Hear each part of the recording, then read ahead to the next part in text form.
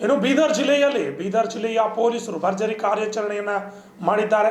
ಸುಮಾರು 74 ಕೆಜಿಗಿಂತ ಹೆಚ್ಚಿನ ಗಾಂಜಾವನ್ನು ವಶಪಡಿಸಿಕೊಳ್ಳುವಲ್ಲಿ ಪೊಲೀಸರು ಭರ್ಜರಿಯಾಗಿ ಕಾರ್ಯಾಚರಣೆಯನ್ನು ಮಾಡಿದ್ದಾರೆ. ಬೀದರ್ ಜಿಲ್ಲಾ ಪೊಲೀಸರು ಮಾದಕ ವಸ್ತುಗಳ ವಿರುದ್ಧ ಸಮರ ಸಾರಿದ್ದು ಭಾರಿ ಪ್ರಮಾಣದ ಗಾಂಜಾವನ್ನು ವಶಕ್ಕೆ ಪಡೆಯುವಲ್ಲಿ ಯಶಸ್ವಿಯಾಗಿದ್ದಾರೆ. ಮನ್ನಳ್ಳಿ ಪೊಲೀಸ್ ಠಾಣಾ ವ್ಯಾಪ್ತಿಯಲ್ಲಿ ನಡೆದ ಈ ಕಾರ್ಯಾಚರಣೆ ಸಂಪೂರ್ಣ ಮಾಹಿತಿ ಇಲ್ಲಿದೆ ನೋಡಿ. ಬೀದರ್ ಜಿಲ್ಲೆಯ ಮುನ್ನಳ್ಳಿ ಪೊಲೀಸ್ ಠಾಣೆಯ ವ್ಯಾಪ್ತಿಯ ಬಂಗೂರು ಗ್ರಾಮದ ಬಳಿ ಹೈದರಾಬಾದ್ ಮುಂಬೈ ರಾಷ್ಟ್ರೀಯ ಹೆದ್ದಾರಿ ಸರ್ವಿಸ್ ರಸ್ತೆಯ ಬದಿಯಲ್ಲಿ ಈ ಕಾರ್ಯಾಚರಣೆ ನಡೆದಿದೆ. ಖಚಿತ ಮಾಹಿತಿ ಮೇರೆಗೆ ದಾಳಿ ನಡೆಸಿದ ಪೊಲೀಸರು ಓರ್ವ ಆರೋಪಿಯನ್ನು ವಶಕ್ಕೆ ಪಡೆದಿದ್ದಾರೆ.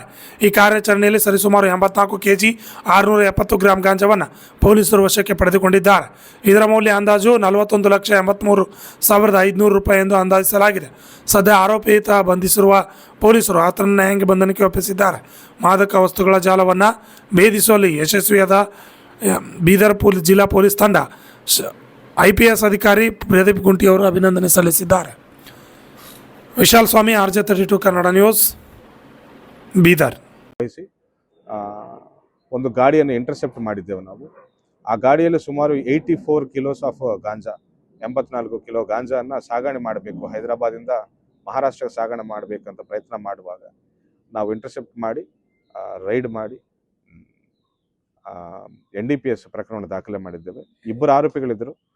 ಒಬ್ಬನು ಸಿಕ್ಕಿದ್ದಾನೆ, ಇನ್ನೊಬ್ಬನು ಓಡಿ ಹೋಗಿದ್ದಾನೆ. ಅವನಿಗೆ ಕೂಡ ಅತಿ ಶೀಘ್ರದಲ್ಲೇ ನಾವು ಹಿಡಿತೇವೆ.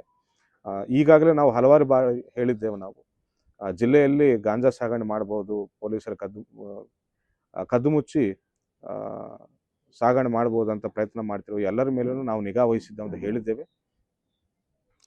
ಸೊ ಹೇಳಿದಂಗೆ ನಾವು ಹಿಡ್ಕೊಳ್ತಾ ಇದ್ದೇವೆ ಕೂಡ. ಜಿಲ್ಲೆಯಲ್ಲಿ ಯಾವುದೇ ರೀತಿಯ ಮಾದಕ ವಸ್ತುಗಳ ಸಾಗಣೆಗೆ ನಾವು ಆಸ್ಪದ ನೀಡಲ್ಲ ಅಂತ ಮತ್ತೊಂದು ಸರಿ ನಾವು ಹೇಳ್ತಾ ಇದ್ದೇವೆ. 3 ಆರೋಪಿಗಳು. ಎಸ್.